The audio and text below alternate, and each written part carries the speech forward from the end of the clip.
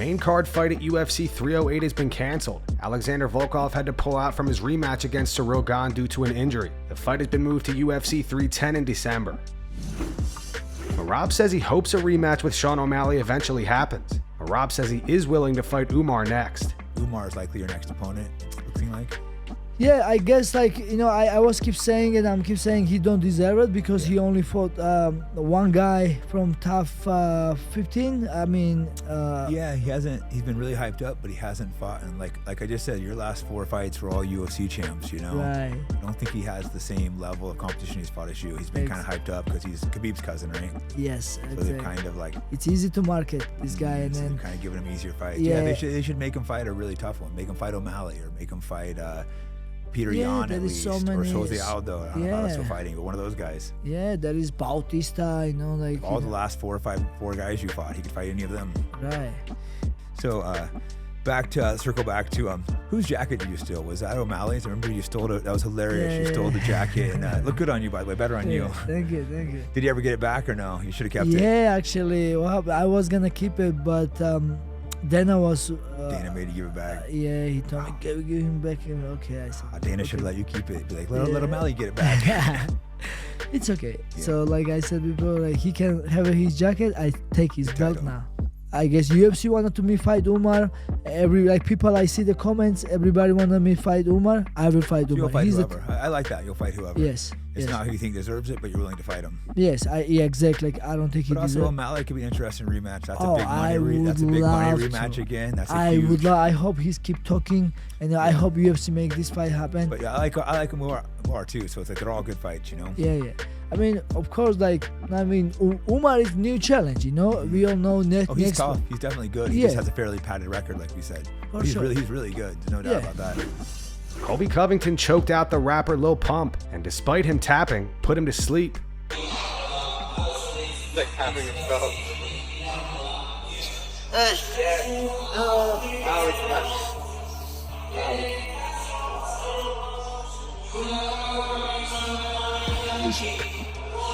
You sleep.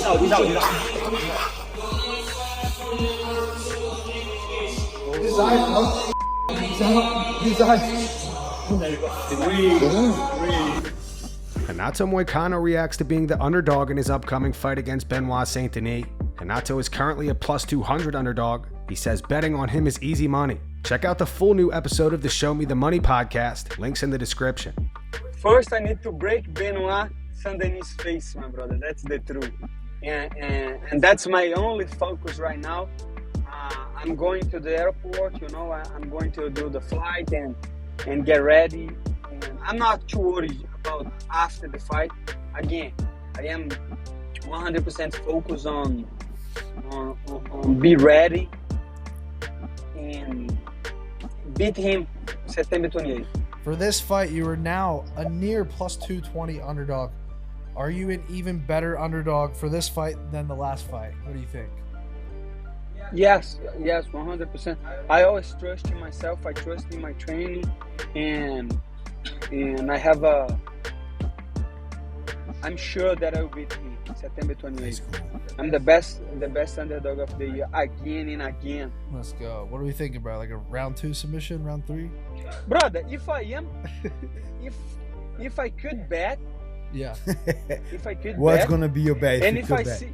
No, if I see money Moicano plus 200, free money, bro. Let's go. That's all I need to hear, bro. Jon Anik wants the UFC to return to the sphere just one more time. On Between the Links, Anik said, so all week, I was sort of marinating in the fact that Joe Rogan and Daniel Cormier and my twin brother Jason and all of these people weren't going to have seen any of this until they walked in there on Saturday night. And given all that my Saturday holds, I'm thankful that I was privy to some of this because spectacular doesn't even begin to describe it. A broadcasting experience of a lifetime for me. And it sounds ungrateful to say, please give us another shot in there, but that's all I think a lot of us kept feeling. It was just so amazing. I mean, Diego Lopez putting his hands in the air, my brother captured it, if there's a Coliseum behind him. Bro, it was absolutely unbelievable, start to finish, and I do think 10 fights is the right way to do it. I'd be fascinated to see how the UFC and how our live production team would approach a second chance in there when it comes to a fight card, and thematically what you would do, whether it was a celebration of the UFC, or as Daniel Cormier would like, the Stars and Stripes, but just incredible, just incredible. I think a lot of people are suggestive with this sort of merging of sports, art, and entertainment that with venues in the future, there's a lot of things that could happen from here in terms of venue construction and everything. But to be a part of it, very special. And just give us another shot, just one more shot. On Joe Rogan, Anik continued, so he's seen it all. He's a Renaissance man, far more of that than me. I still felt convinced in the fact that he would be effectively blown away.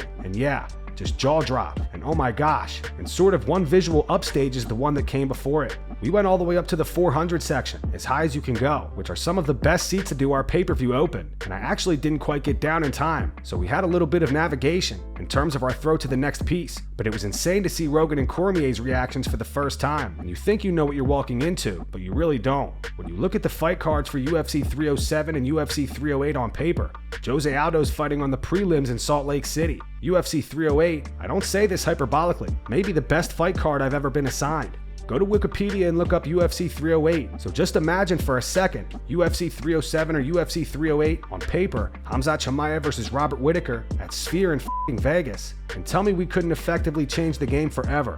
This was an amazing experience. I just think we need one more shot. Conor McGregor is still targeting a fight with Michael Chandler. Chandler is scheduled to fight Charles Oliveira at UFC 309. In an interview with DAZN, Conor said it will be 2025. We'll see.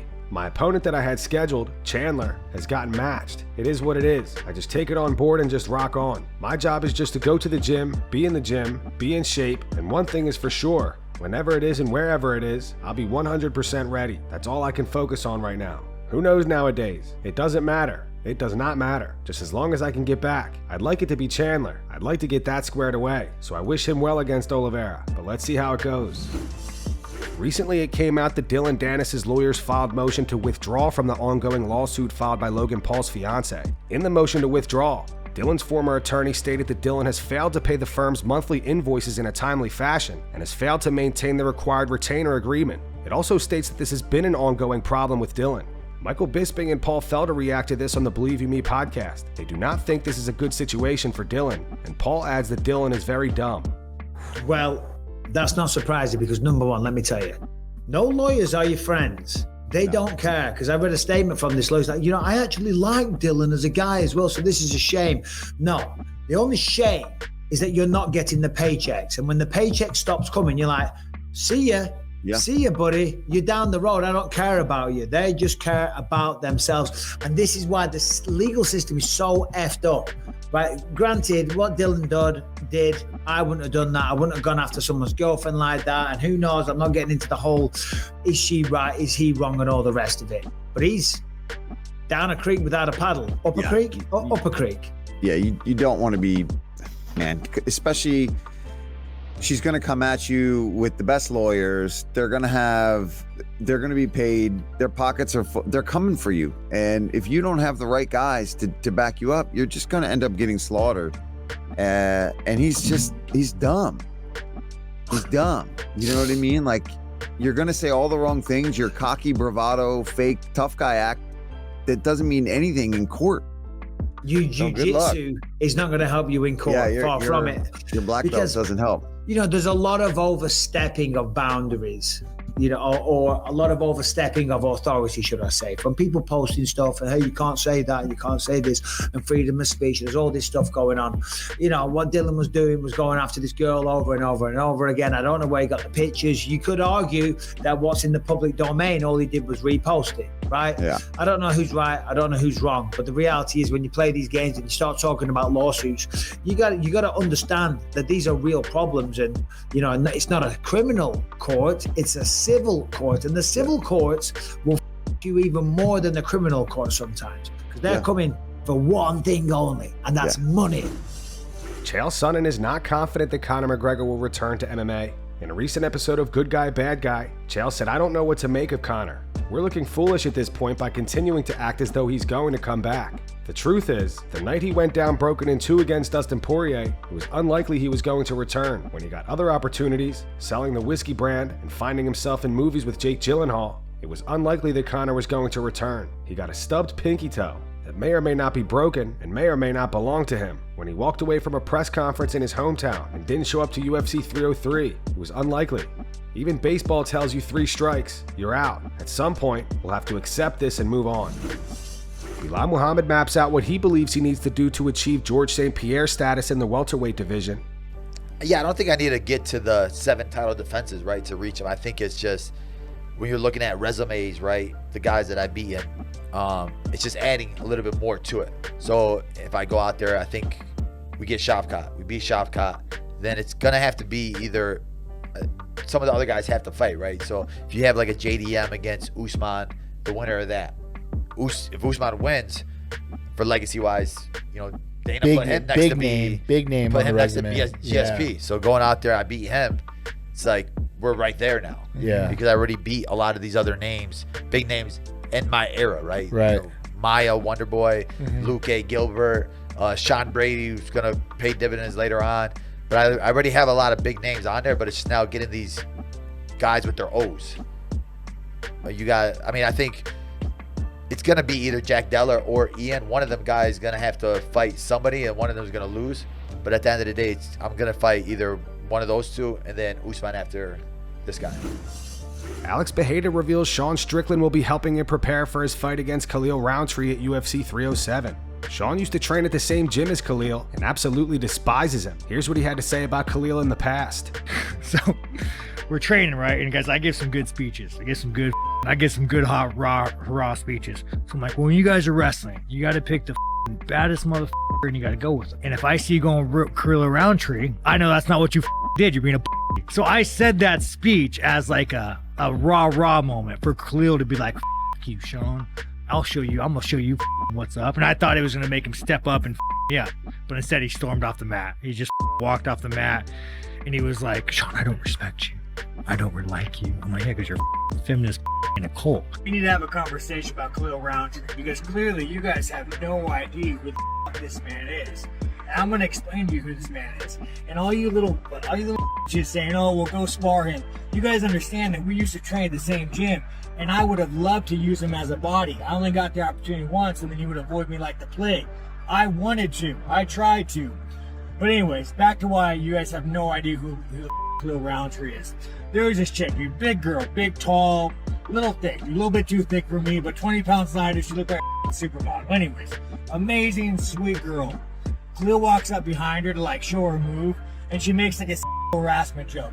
And it was hilarious. I laughed, the gym laughed, and then Khalil snaps on her. I'm like, dude, like this is like a sweet girl. Like she's joking. Calm down. Anyways, second incident. We're all training. I'm giving everybody a speech about like when you're on the mat, you need to go to the best motherfucker, try to take his head, take his spot. And I looked and I pointed at Khalil and I was like, and if I see you guys going Rountree, I know you're being a bunch of because he's the softest guy on the mat. Anyways, guy storms off the gym, gets a little emotional. Or like the third time. The third time might have been a little up.